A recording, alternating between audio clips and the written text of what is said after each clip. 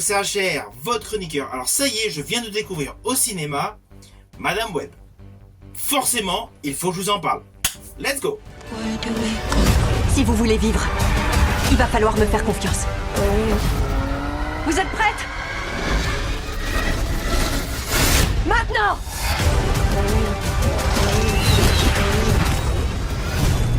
Ouais, tu te la racontes quoi. Peut-être un peu, ouais. Alors je vous dis d'entrée de jeu, ce film est supérieur à ce que j'avais imaginé. J'avais une grosse inquiétude au vu de la bande-annonce qui présentait des effets spéciaux assez cheap. J'en avais parlé d'ailleurs dans une vidéo.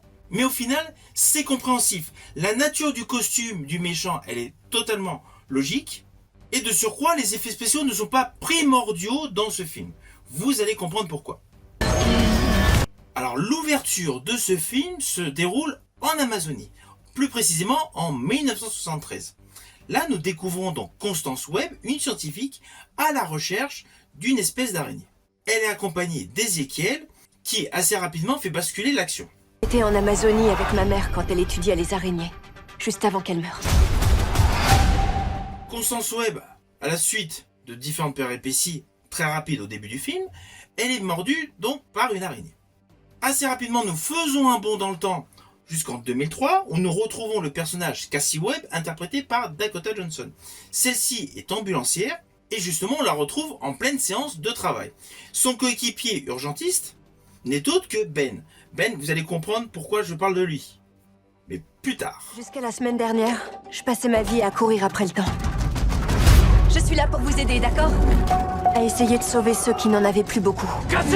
Alors ne vous inquiétez pas, vous me connaissez, comme d'habitude je ne vais pas du tout vous spoiler sur les lignes scénaristiques. Je dévoilerai juste en fin de vidéo un petit détail par rapport à une scène visuelle.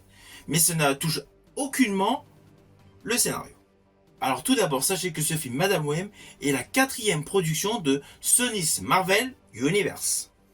Il y avait auparavant Venom, Venom 2 et Morbius. Alors ce film n'est pas un chef-d'œuvre, c'est une évidence, mais il reste supérieur à Venom 2 et Morbius. Cela est indéniable. Et il ne faut pas croire que je suis un fan inconditionnel des Marvel. Je n'avais pas du tout aimé The Marvels, donc la suite de Captain Marvel. J'avais d'ailleurs fait une vidéo précisant donc tous les éléments que je n'avais pas du tout aimé dans le film. Mais là, contrairement à tout ce que vous pouvez entendre sur les réseaux sociaux, j'estime qu'il faut faire la part des choses. Vous pouvez très bien apprécier ce film. Et je vais vous expliquer pourquoi. Alors oui, il y a le côté girl power. Le côté girl power, donc pour les films de super-héros, peuvent gêner beaucoup de monde. Mais dans ce film, c'est très bien maîtrisé. À cela s'ajoute donc l'idée de prémonition, de tout ce qui va pouvoir se produire avant, de tous les meurtres qui peuvent y avoir et surtout de tous les accidents. C'est une très belle innovation. Alors oui, on l'avait déjà vu à moult reprises dans la saga Destination Finale. Mais l'avoir incorporé dans le milieu Marvel, c'est une bonne chose.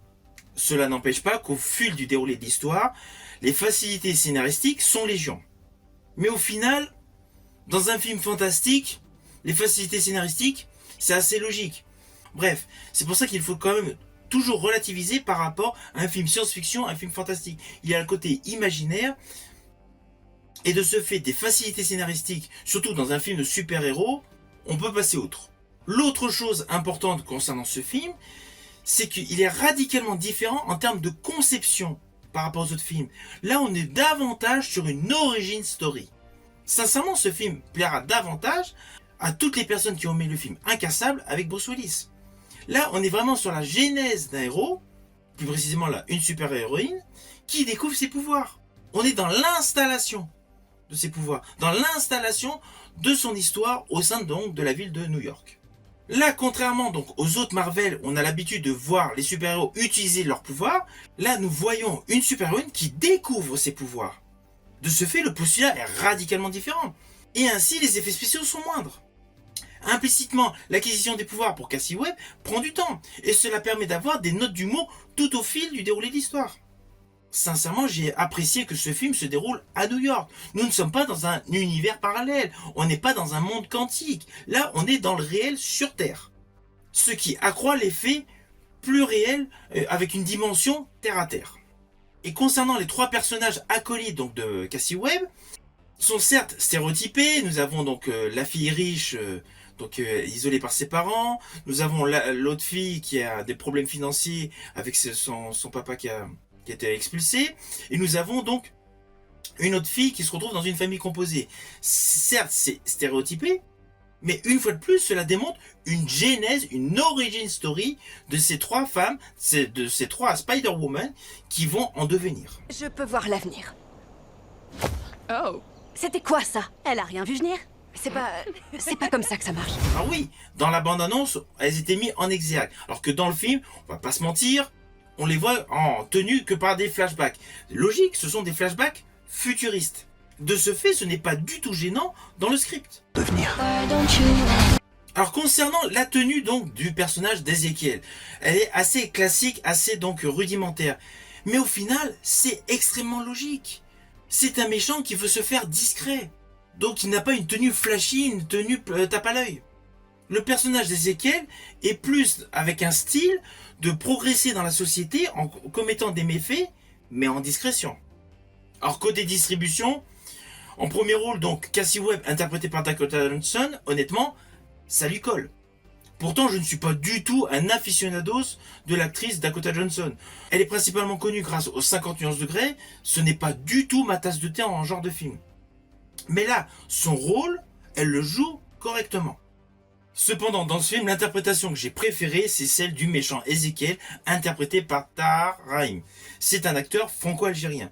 Cela se voit à chaque plan séquence où il apparaît, il a pris énormément de plaisir à jouer ce méchant au sein de Sony Marvel.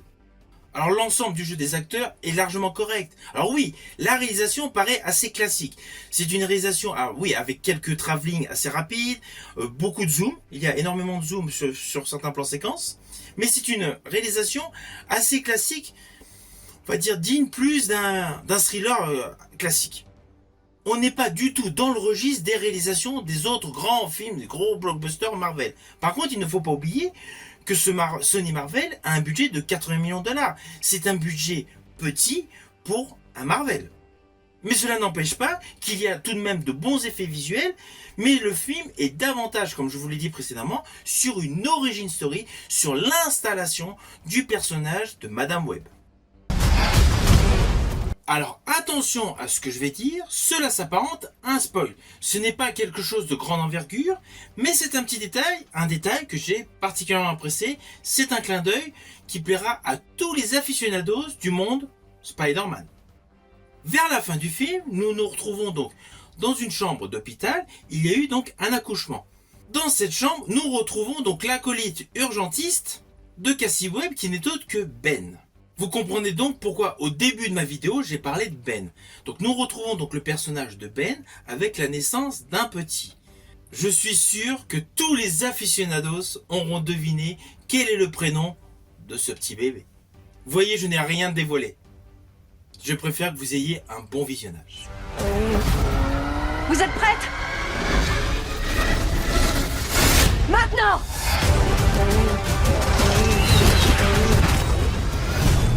Ouais, tu te la racontes quoi. Peut-être un peu, ouais.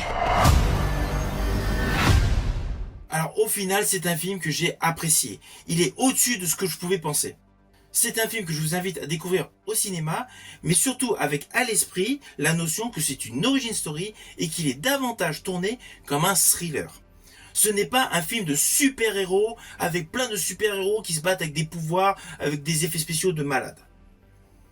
Là, on est davantage dans un film dans la même mouvance que le film de Night Shyamalan, Incassable. J'espère que ma chronique vous aura plu. Si vous avez aimé, n'oubliez pas, partagez, likez. Quant à moi, je vous dis à bientôt pour une prochaine chronique.